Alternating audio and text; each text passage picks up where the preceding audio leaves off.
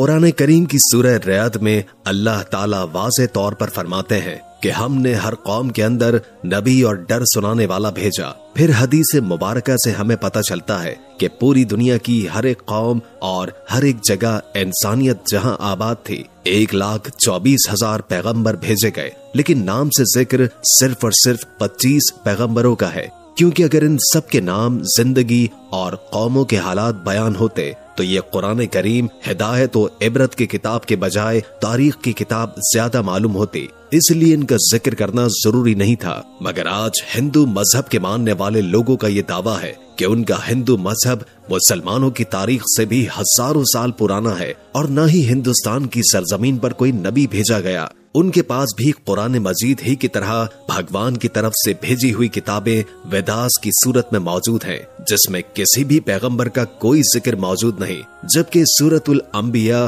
آیت 107 کے اندر اللہ فرماتے ہیں کہ ہم نے آپ کو تمام جہانوں کے لیے یعنی قیامت تک کے انسانوں کے لیے ہدایت بنا کر بھیجا، جس کا مطلب ہے کہ اس میں ہندوستان کی سرزمین بھی شامل ہے۔ تو پھر ہندو مذہب کے ماننے والے اس کا انکار کیوں کرتے ہیں؟ اگر اس سرزمین پر کوئی نبی واقعی ہی نہیں بھیجا گیا تو پھر رسول کریم صلی اللہ علیہ وآلہ وسلم کا ذکر ان کتابوں میں کیسے موجود ہے؟ نوح علیہ السلام اور ان کی کشتی کا ذکر کیسے بیان ہوا ہے؟ حضرت عیسیٰ علیہ السلام کی واپسی کا ذکر کیسے بیان ہوا ہے؟ ایک اللہ کی عبادت کا کیوں کہا گیا ہے؟ اگر یہ واقعی اس قوم کے اندر ہدایت کے لیے آنے والے کسی نبی کی تعلیمات ہیں جنہیں وقت کے ساتھ بگاڑ دیا گیا، تو وہ کون سے پیغمبر ہیں؟ یعنی سوال یہ ہے کہ یہ ہندو کس نبی کی امت ہے؟ آئیے ان سوالات کا جواب تاریخ سے جاننے کی کوشش کرتے ہیں اور ایسے حقائق جانتے ہیں جو تمام ہندو پنڈت، اسکالر اور تاریخ دان آج تک دنیا سے چھپاتے ہیں۔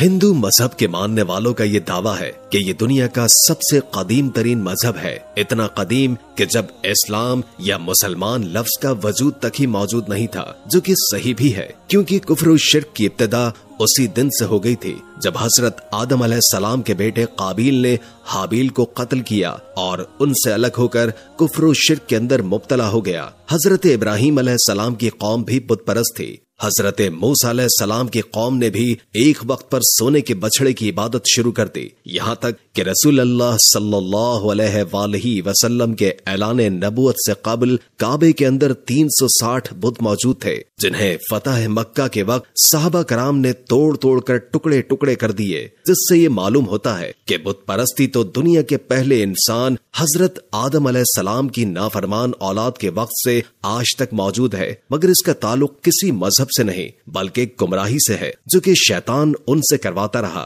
مگر جہاں تک ہندوستان کی سرزمین کا تعلق ہے تو یہاں پر ان لوگوں کی ہدایت کے لیے یقیناً کئی پیغمبر بھیجے گئے جن کی کچھ تعلیمات تو آج بھی صحیح حالت میں موجود ہے، مگر زیادہ تر کو بگاڑ کر اسی کی وجہ سے بت پرستی اور گمراہی شروع ہو چکی ہے، کیونکہ ان کتابوں میں آج بھی ایک خدا کی عبادت کا حکم دیا گیا ہے۔ یہ بتایا گیا ہے کہ خدا کا کوئی شریک نہیں، وہ ایک ہے، اس کی کوئی اولاد نہیں، مگر پھر بھی اس کی کئی مورتیاں بنا کر اس کے شریک خدا بنا کر اس کی پوجا ہوتی ہے، اور آج تک ہندو مذہب کے اندر چھوٹے بڑے کئی بلین بت بنائے جا چکے ہیں۔ ہندو اسکالرز کا یہ دعویٰ ہے کہ اسلام کی شروعات آج سے 1400 سال پہلے ہوئی، مگر ہندو مذہب اس سے بھی پہلے دنیا کا پرانا ترین مذہب ہے، اس لیے اسلام کا ہندوستان کی سرزمین سے کوئی تعلق نہیں۔ مگر یہ کم عقل اس بات کو نہیں جانتے کہ دنیا کا پہلا پیغمبر ہی ہندوستان کی سرزمین پر اتارا گیا تھا۔ جی ہاں، حضرت آدم علیہ السلام کو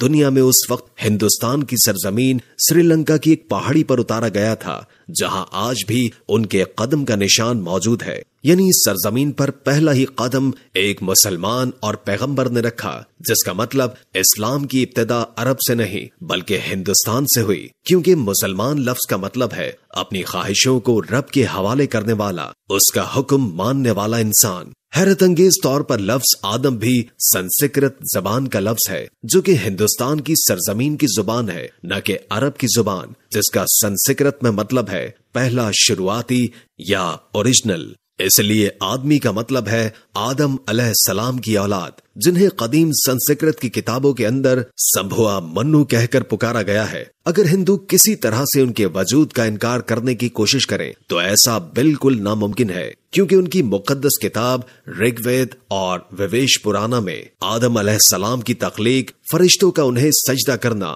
آدم علیہ السلام سے حضرت حوا علیہ السلام کی تخلیق، شیطان کا ان دونوں کو بہکا کر جنت سے نکلوانا اور پھر زمین پر اتارنے کا ذکر واضح طور پر موجود ہے۔ ویویش پرانا چیپٹر 42:7 کے اندر یہ تمام واقعات بیان ہے، بالکل ایسے ہی جیسے قرآن پاک کی سورہ بقرہ اور انجیل مقدس میں بھی۔ متیس پرانا میں لکھا ہے کہ خدا نے آدم علیہ السلام کے جسم کو 2 حصوں میں تقسیم کیا، ایک کو سمبھوا منو یعنی آدم اور دوسرے کو فیمیل یعنی شتروپاکا بنایا، جنہیں مسلمان حضرت بی بی حوا علیہ السلام کے نام سے جانتے ہیں۔ اس کا مطلب اگر ان تینوں دنیا کی سب سے بڑی نایاب کتابوں کے اندر ایک جیسی چیزیں موجود ہیں تو ان کا سورس بھی ایک ہی ہونا چاہیے، یعنی ایک خدا۔ سری لنکا کی سرزمین سے ہندوستان کی سرزمین کو جوڑنے کے لیے قدیم ترین قدرتی پل آج بھی ہزاروں سالوں سے پانی کے درمیان موجود ہے، جس کا بنانا کوئی اتفاق نہیں ہے۔ سو اس کے بعد سب سے اہم سوال یہ ہے کہ اس ہندو سرزمین پر جس پیغمبر کو بھیجا گیا ہوگا، کیا اس کے بارے میں ہمیں تاریخ میں کوئی شواہد یا ثبوت ملتے ہیں؟ سب سے پہلی بات یہ ہے کہ ہندو نام کا کوئی مذہب تاریخ کے اندر کہیں پر موجود ہی نہیں ہے، اور نہ ہی ہندو مذہبی کتابوں میں اور نہ ہی کوئی اور آسمانی کتاب مثلاً تورات، زبور، انجیل کے اندر اس کا کوئی ذکر موجود ہے، بلکہ دریائے سندھ کے پاس رہنے والے، سندھو ندی کے قریب رہنے والے لوگ اپنے علاقے کی نسبت کی وجہ سے نام کو بگاڑ کر ہندو کہلائے جانے لگے، جبکہ اصل میں ان کا یہ مذہب سنسکرت زبان کے اندر ہندو نام سے نہیں، سناتن دھرم کے نام سے تاریخ میں موجود ہے، جس کا عربی میں مطلب ہے مذہب پر قائم رہنے والا، جس کا بالکل ایسا ہی مطلب قرآن کریم کی سورہ روم کے اندر بھی موجود ہے، جہاں پر اسلام کو ہمیشہ باقی رہنے والا دین کہا گیا ہے، یعنی سناتن دھرم کا مطلب بھی مذہب اسلام ہے۔ تاریخ کے حوالوں اور مضبوط دلائل سے یہ پتہ چلتا ہے کہ یہ وید کسی اور پیغمبر پر نہیں بلکہ آدم ثانی یعنی حضرت نوح علیہ السلام پر اتارے گئے، جس میں انہیں نوح کہا گیا ہے۔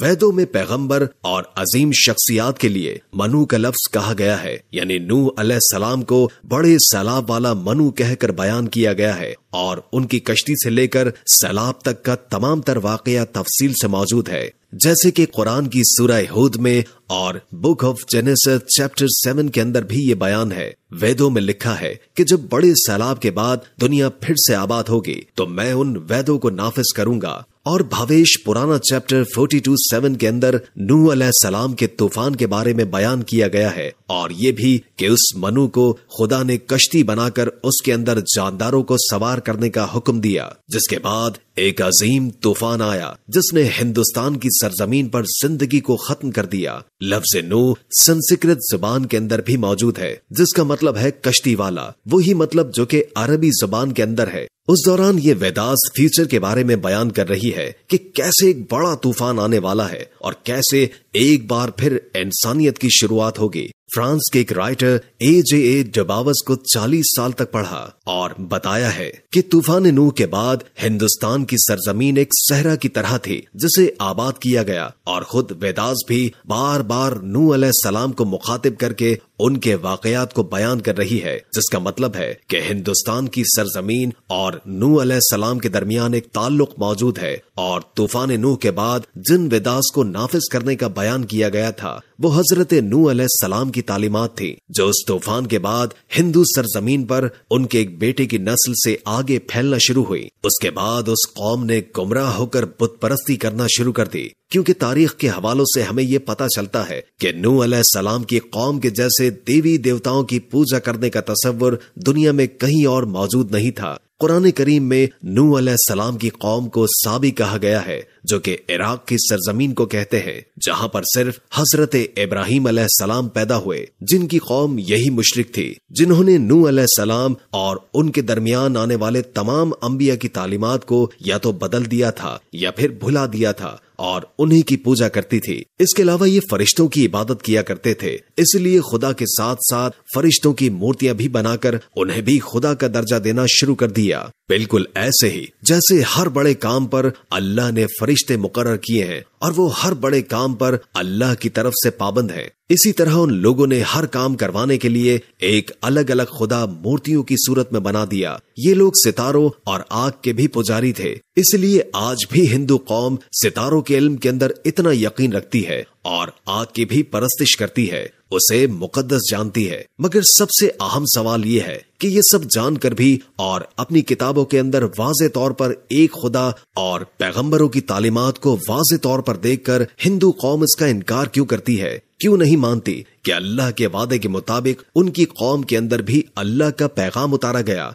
उन्हें भी डर सुनाया गया। इस बात को समझने के लिए आपको सही बुखारी की एक हदीस मुबारका के बारे में जानना होगा, जो कि हजरत अबू सईद खुदरी रजी अल्लाह ताला अन्हु से रिवायत है कि रसूल करीम सल्लल्लाहु अलैहि वसल्लम ने फरमाया कि क़यामत के दिन हजरत नूह अलैहिस्सलाम और उनकी कौम को बुलाया जाएगा और अल्लाह ताला नूह अलैहिस्सलाम से ये सवाल करेंगे कि क्या आपने अपनी कौम तक मेरा पैगाम पहुंचा दिया था? हजरत नूह अलैहिस्सलाम फरमाएंगे कि बेशक मेरे मालिक। इसके बाद नूह अलैहिस्सलाम की कौम से पूछा जाएगा कि क्या नूह ने मेरा हुक्म तुम तक पहुंचा दिया था? ये लोग इनकार करेंगे, नहीं, हमारे पास कोई भी डर सुनाने वाला नहीं आया, हमें आपका कोई पैगाम नहीं मिला। अल्लाह ताला नूह अलैहिस्सलाम से फरमाएंगे कि आपका गवाह कौन है? वो फरमाएंगे कि हजरत मोहम्मद मुस्तफा सल्लल्लाहु अलैहि वसल्लम और उनकी उम्मत। फिर तुम लोगों को पेश किया जाएगा और तुम लोग गवाही देना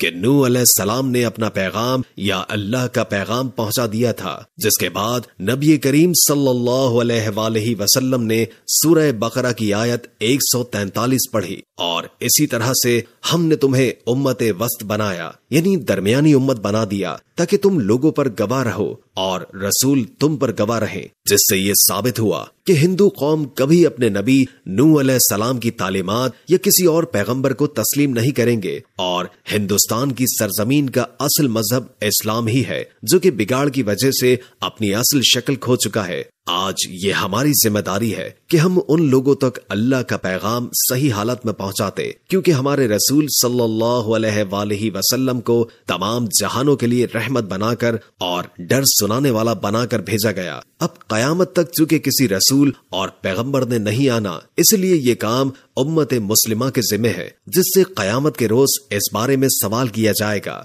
डॉक्टर जाकिर नाइक जैसे लोगों ने मौजूदा दौर के अंदर इसकी बहुत कोशिश की और काफी हद तक अपनी तहकीक से लोगों को अल्लाह के इज़्न से मुसलमान किया, उन्हें लॉजिकल तौर पर हकीकत पहुंचाने में कामयाब रहे। मगर अफसोस हमारे मुल्क पाकिस्तान में फिरका वारियत से भरा दीन इस अंदाज में मौजूद है, जो कि हम पूरी दुनिया में तबलीग के तौर पर पेश करने के काबिल नहीं है, क्योंकि आज का मुसलमान तहकीक के मामले में और इल्मी मैदान में दुनिया से बहुत पीछे रह चुका है। अल्लाह ताला हमें समझने की और अमल पैरा रहने की तौफीक अता फरमाए। आमीन सुम्मा आमीन। दोस्तों, हम उम्मीद करते हैं कि आपको हमारी आज की ये वीडियो जरूर पसंद आई होगी। अगर वीडियो अच्छी लगी हो तो लाइक करके हमारे चैनल को सब्सक्राइब कर दीजिए और कमेंट करके अपनी आरा से भी आगाह कीजिए और बेल आइकॉन को क्लिक कर दें, ताकि हमारी नई आने वाली वीडियोस का आपको पता चलता रहे। अगर जिंदगी रही तो एक और वीडियो के साथ इंशाअल्लाह हाजिर होंगे। अभी हमें इजाजत दीजिए। अल्लाह हाफिज।